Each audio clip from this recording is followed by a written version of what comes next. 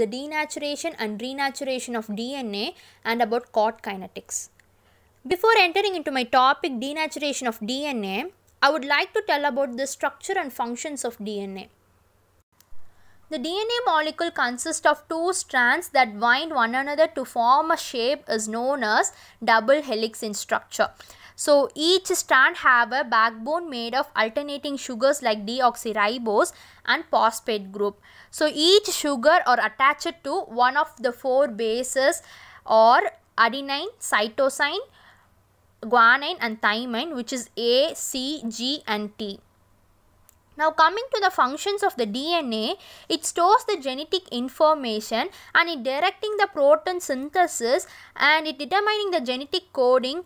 DNA is directly responsible for metabolic activities, evolution, heredity and differentiation, and it is a stable molecule and it holds more complex information for a long period of time. Now coming to my topic, denaturation of DNA. The double helical coiled structure of DNA is a native conformation.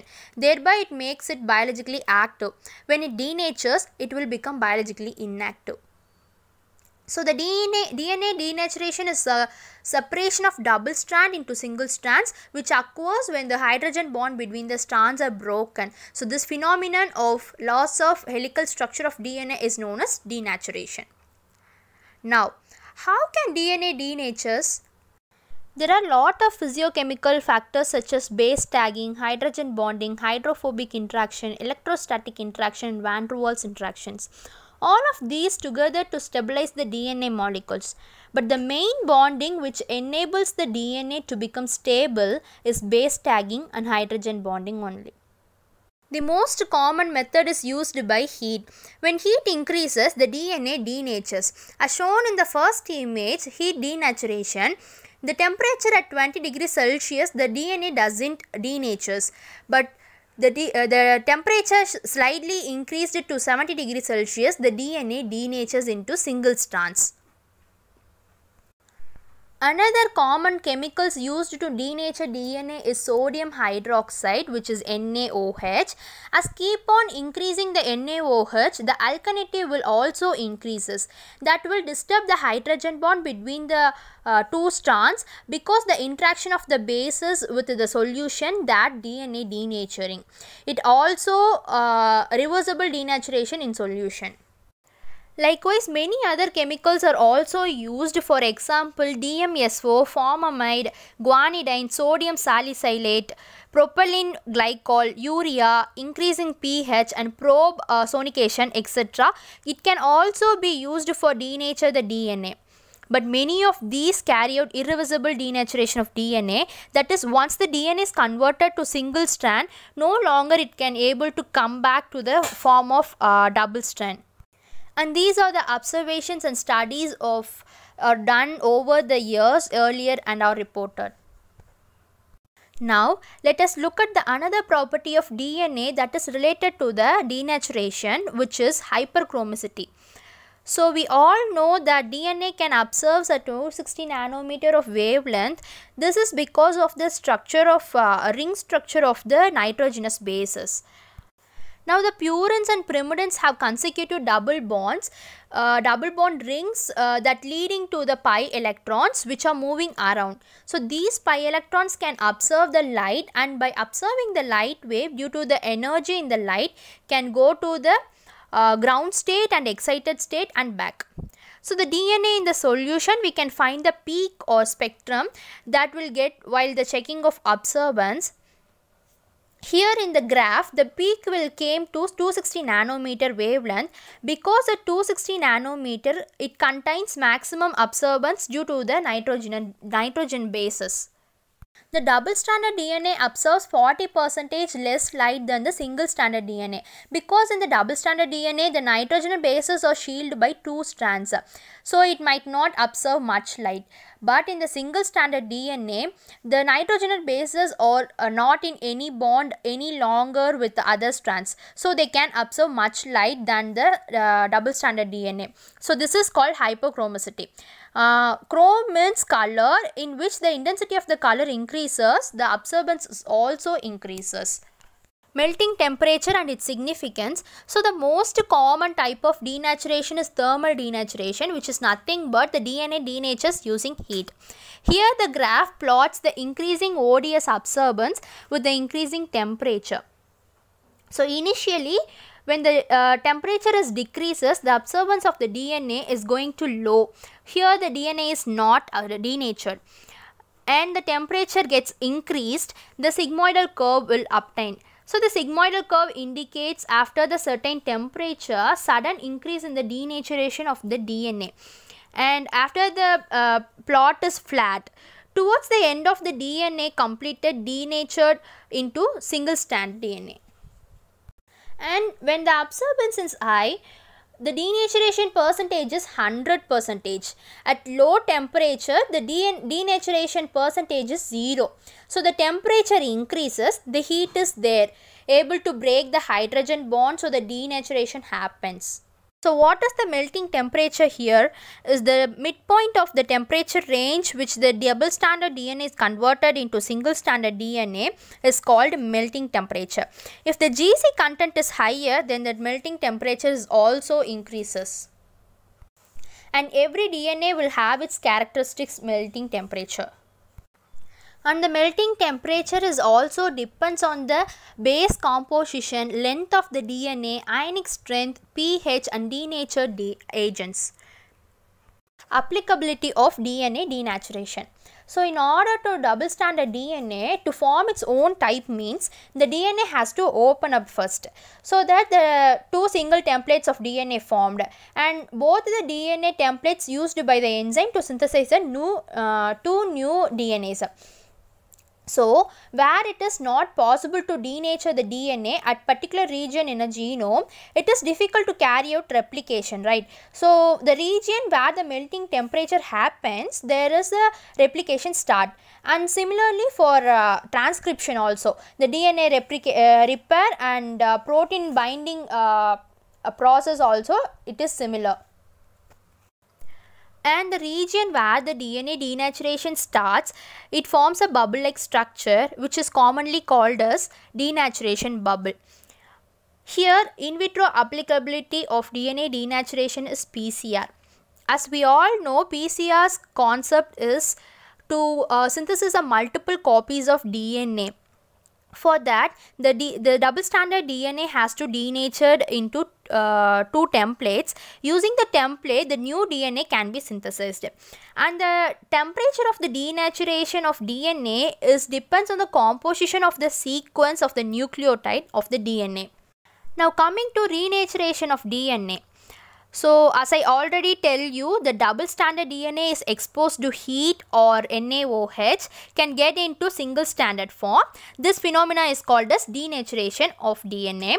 Now these single stranded denatured DNA again get back to its double stranded form, which is called renatured state, and this phenomena is also called as renaturation of DNA. Renaturation is the formation of base pairs and complementary strands of DNA come back together.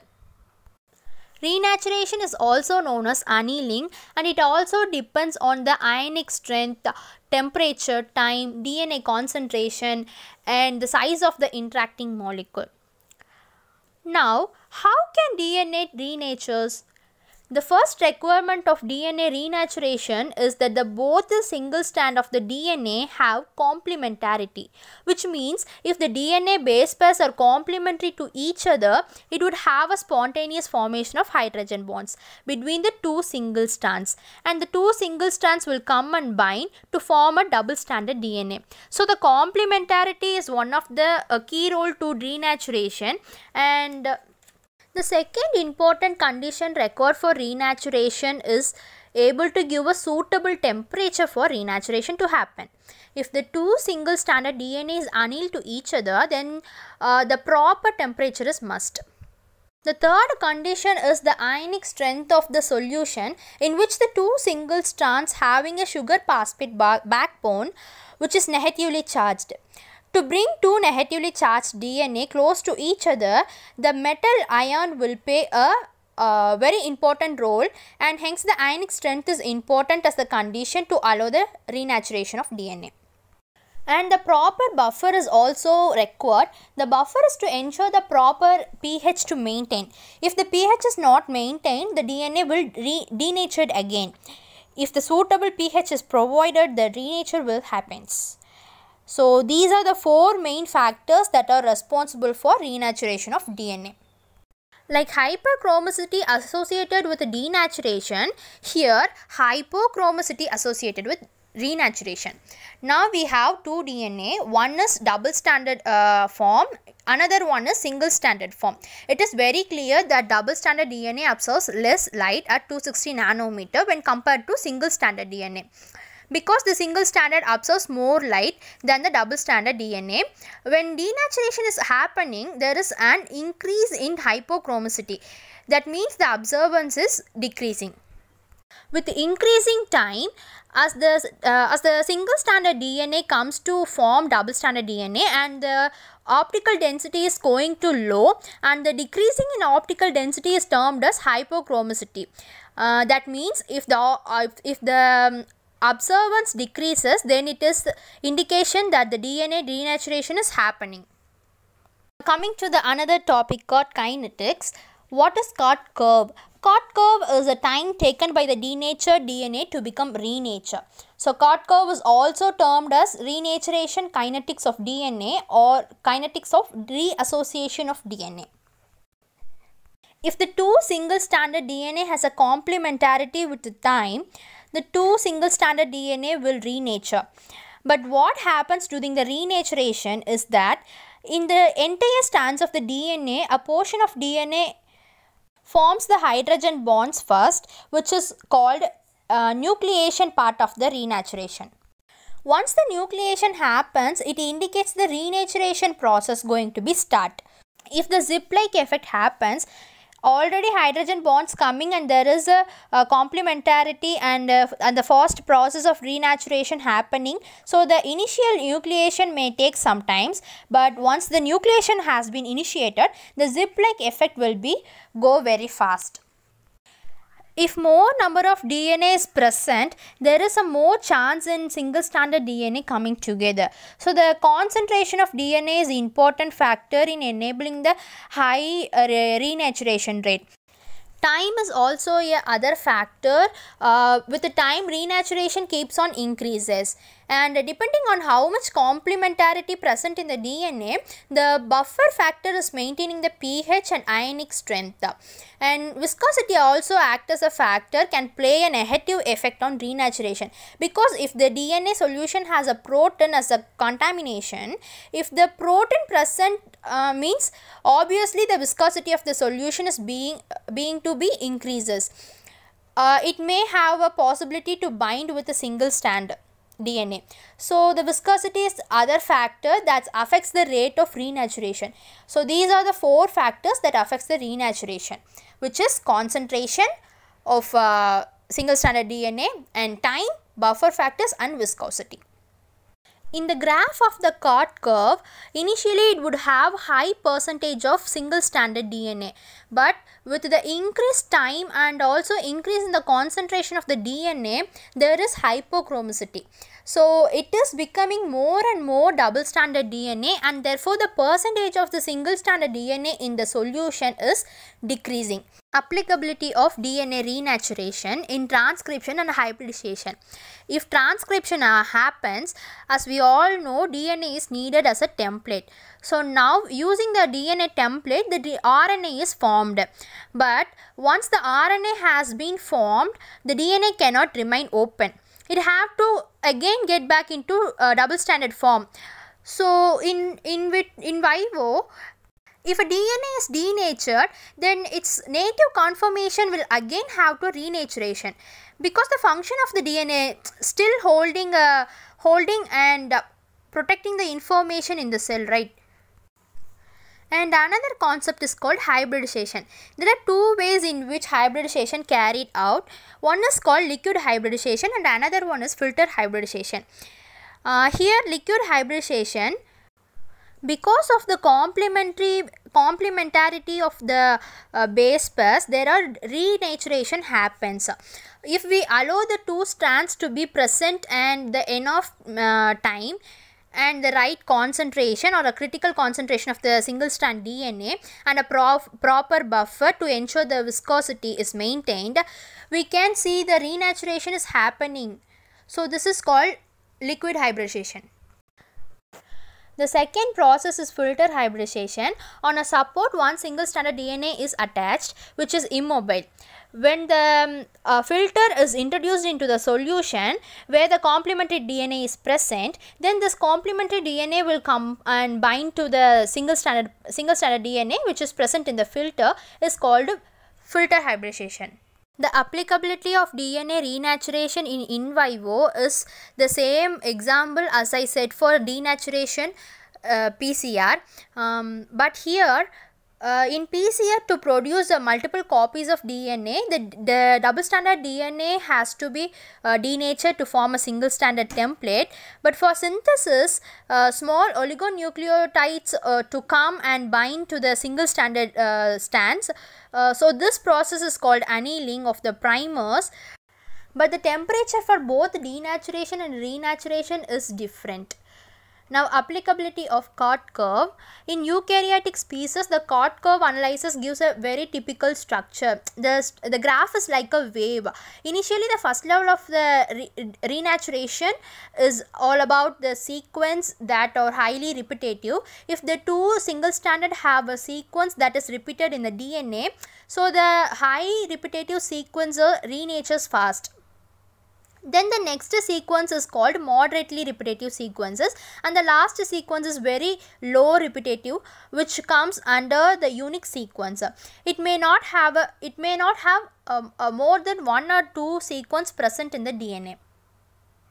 Summary of my presentation: as double stranded DNA is converted to single strands, there is an increase in absorbance. Thus, hyperchromicity can be measured of DNA denaturation.